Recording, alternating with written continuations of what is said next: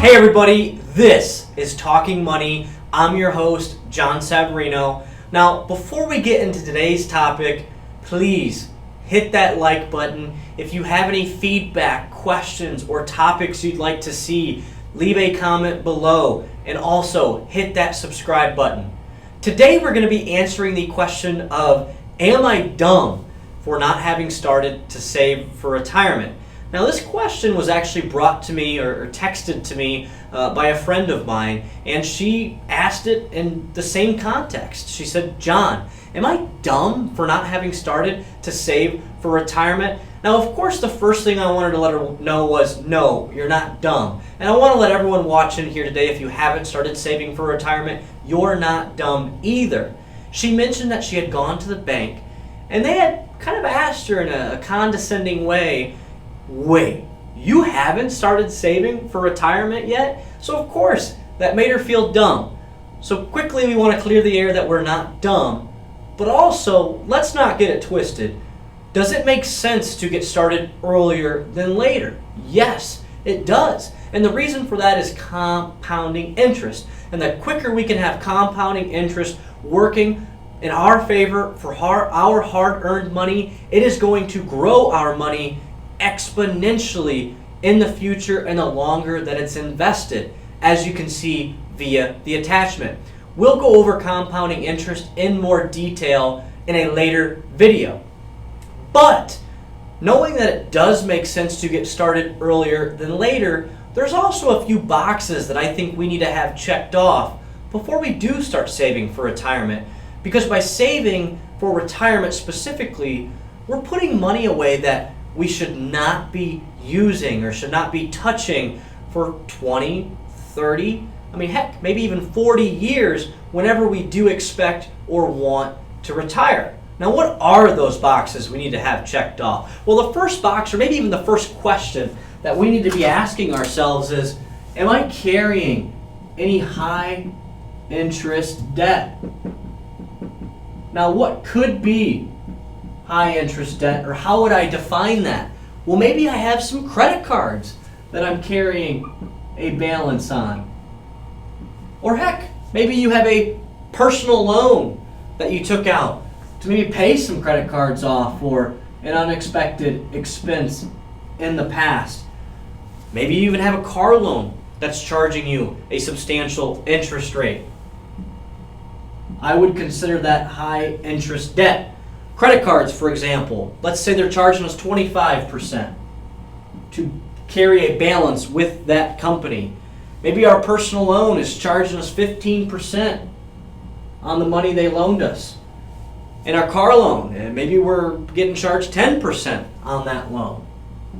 And if we have a 10+% interest rate on a car loan, then I think one of the first things we should be doing is really understanding our credit. Is it poor? Is it non-existent?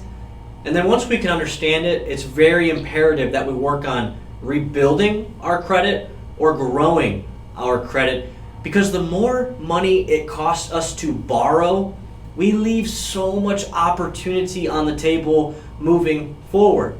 And really how compounding interest can work in our favor in regards to our investments and our retirement savings, it can work against us in this regard. And the reason is let me give you an example. The S&P 500, it's a major index that a lot of folks like to track the performance of the market. If I would have put 100 years ago money into an S&P 500 index fund, I fell asleep, said it, forgot it, I fell asleep, I woke up 100 years later, well then I would have expected that money to annualize a 6 to 8% return. Don't take my word for it. Historically, that's what the S&P 500 has annualized from a return perspective. So knowing that information, knowing that I can expect to earn 8% on my retirement savings, but that credit card company is charging me 25% for the balance I carry with them, who wins? Not a trick question. Of course, the credit card company wins. Same with the personal loan. They're charging me 15% for the money that they loaned me, and I can make 8% over here. They're winning. And the same goes with the car loan.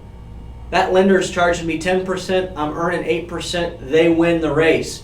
Any interest over 6 to 8% I consider high, and that we need to get paid down before we start putting money away for retirement. Now the next box that I believe we need to have checked off is, do I have an emergency savings? Now what is an emergency savings and what makes a good emergency savings? Well, what it is simply it's somewhere that I have money that I can easily access. It's not at risk.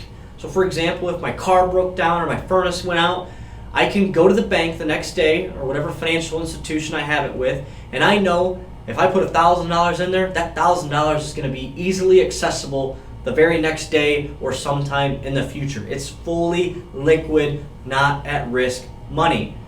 Now secondly, how much should we have in emergency savings? Well, some folks say you should have 6 months of your monthly expense number. Personally, my opinion, 6 months of monthly expenses is a little cash heavy for my liking.